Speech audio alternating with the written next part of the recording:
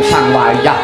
wancine beduk tengange panase kawuran mendung tumiyung mangrong imbanging gunung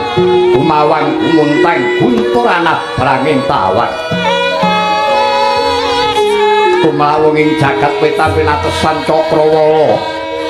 warata datan pasela sinaput yimanda seta sinatan kilat kumalak sak pandhurak neratas kiblat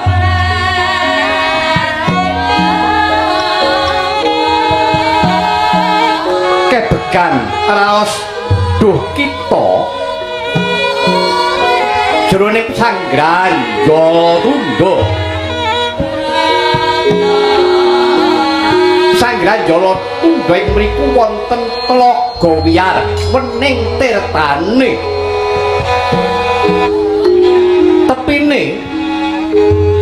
rinengga-rengga sekatrate kumambang mekar asriyen dinulu madyaning tlaga ing mriku wonten sela ageng ingkang sinebat Sela Kambang lajeng tantawa ingkang lagya tarak brata nindring mriku tuhu punika warnanipun pamonging Pandhawanata Dwaramati Prabu Sri Bathara Kresna ya Sang Padmanabaya Harimurti Wisnu Dewa ya Wisnu Murti ya Kesawa Danardana ya Janardana ya Sasra Sumpena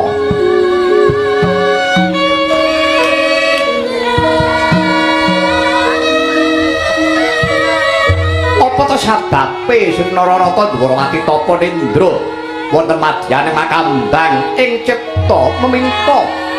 kawan Bathara ingkang akarya jagat kasidaning lekas badhe tumapak ing perang ageng Baratayuda Jaya Binangun lajeng tata ingkang kepareng lenggah mumbing ayun ugi angeningaken cipta menika ta warnanipun pangah Pandhawa Satriya Madukara ingkang kekasih Raden Janaka ya Raden Herjuna ya sang pamadi Kuntadi ya Wibaksa. Wis kinudrat Sang Hyang Wisnu binelah panitise dadya Kresna lan Arjuna upama kembang lan sarine geni lan urupe upama sesotya lan embanane mila tatana momoka yen to wong agung kekalih tansah maneka manungku puja nuwun marang purbane kawasa dhateng kantun para Pandhawa ingkang lenggahe muntat pambayuning Pandhawanata ngamartama Prabu Sri Puntadewa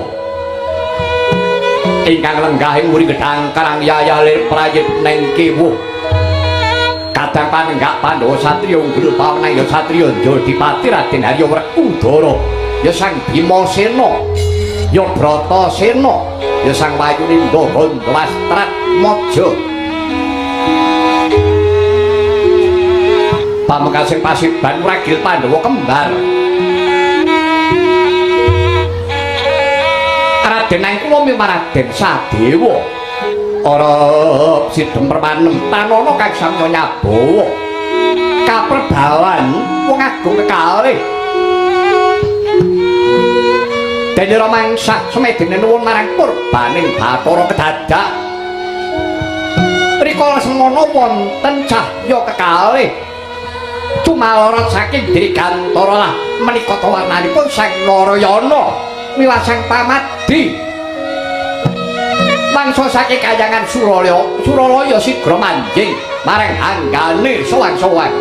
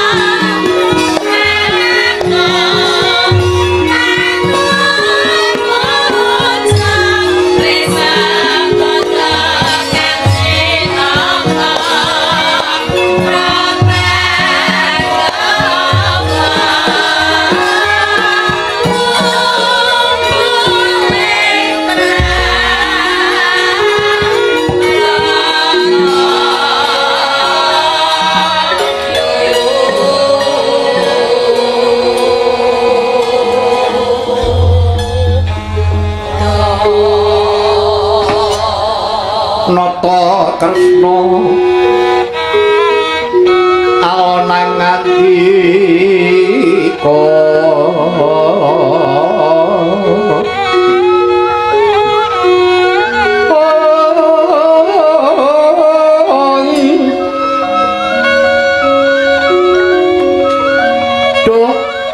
Yai Prabu ayo sungka ya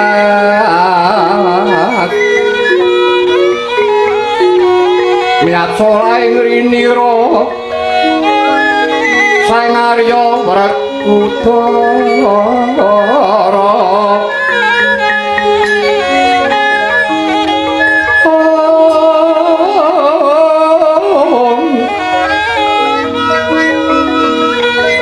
wikanting kaing Kurawa Citra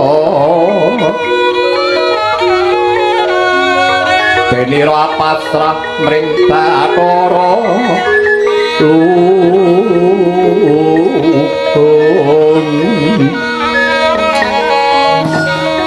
wong nedya purita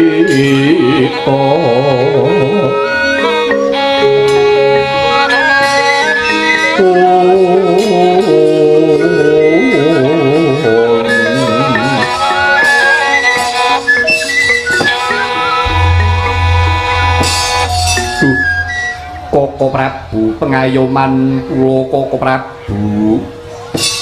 bingaing manah kula tanpa pindhan dupi paduka Kanjeng Koko Prabu Ndwarawati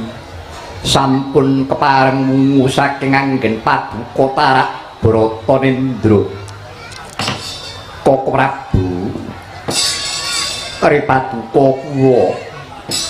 dalasan para kadang Pandhawa sanesipun dong deduka ingkang kathah karana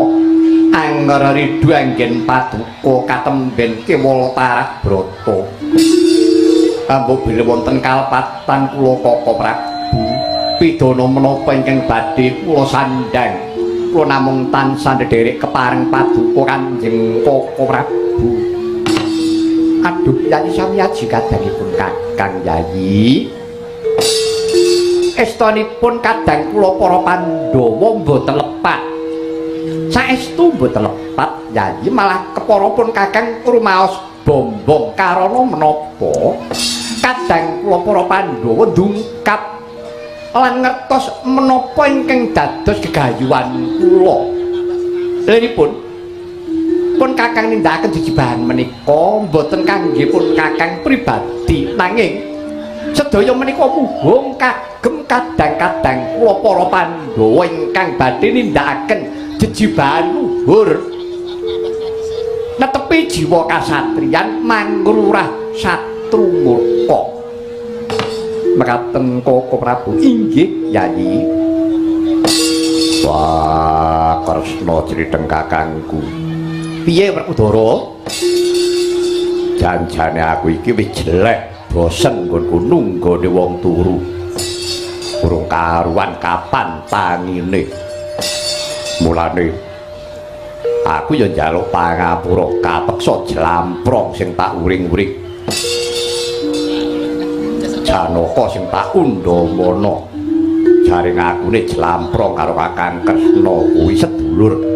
sak pambudi Wisnu Benelak panitise muka yen to jlamprong kuwi mau ora bisa nusul kawan Kakang Kresna nanging nyatane bareng ditindakake bisa kasembadan sawetara bisa gawe marming atiku Kresna kakangku kuwi salah kadangku Yayi Werkudara iya Yayi samyaji kados pundi Koko Prabu Dara Kresna kakangku apa lawan sira Yayi kembar wonten timbalan ing adamu Koko Prabu wonten dawuh Koko Prabu inggih Yayi gawe saking panyengkuyungipun kadang-kadang kula para Pandhawa anggen kula darbi gegayuhan saged kasembadan menapa malih pun Kakang sinengkuyung lawan kadang kula Yayi Arjuna Yayi pun kakang estunipun namung manekong manungku puja nuwun dumateng purbaning Jawata. Kasidaning lekas menggah badhe tumapaking perang ageng Baratayuda Jaya Pinangun. Karana pun kakang inggih badhe nindakaken jejibahan luhur. Mongko Yayi. Perang menika boten baen-baen. Perang menika dipun wastani perang suci menika perang kadang mungsuhe sedulur. Menika langkung awrat Yayi. Menapa malih tumrapipun ingkang Raka Dwarawati ingkang minangka dados pamungking Pandhawa. Awrat rasing manah kula pramila kula tumunten ninggal kayangan Suralaya. Sasampunipun mekaten nggawé saking panging puyungipun para kadang Pandhawa sedayanipun sinengkuyung kelawan para kawula tasih kula sampun saged nampi kanugrahan. Kanugrahan menika wujudipun Weda ingkang dipun wastani Weda Jitapsara lawan Weda Bagawat Gita. Ingkang dipun wastani Weda Jitapsara menika tumapak ing Baratayuda utawi perang ageng Baratayuda Jaya Pinangun. Lah menawi Bagawat Gita menika piwulanging satriya ingkang kedah nindakaken jejibahan brasta angkara murka boten kenging dipun ribeti kaliyan raos menapa kemawon wonten tetembungan tanhana dharma mangrowa teksipun bebener menika inggih bebener boten kenging dipun slewengaken kangge tumindak ingkang nalisir saking paugeran mekaten Koko Prabu inggih Yayi. Nah, menika ingkang sampun ngertos lan sampun kula babari kawontenanipun Jitapsara miwah Bagawat Gita inggih namung ngripaduka Yayi Arjuna. Mulat-mulat Yana Arjuna esmu kamanungsanira sawanya gendreh memanis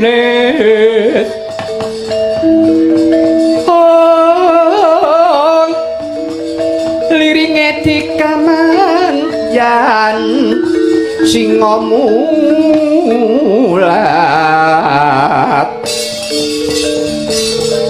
mulat leng-leng prangko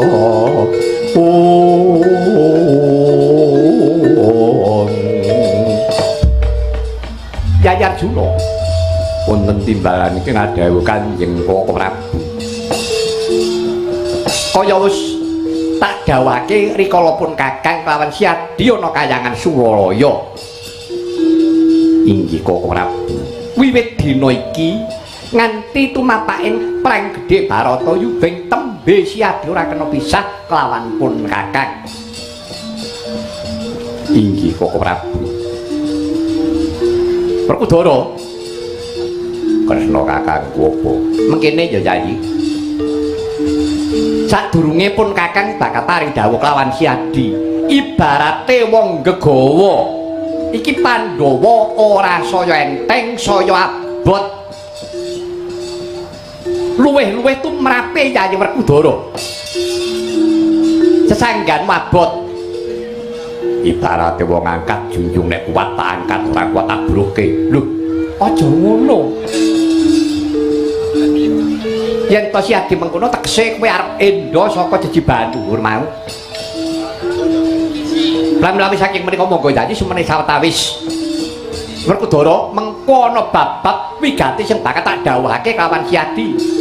ya aku mandhet monggo Yayi kula dherekaken sumene sawetawis monggo Koko Prabu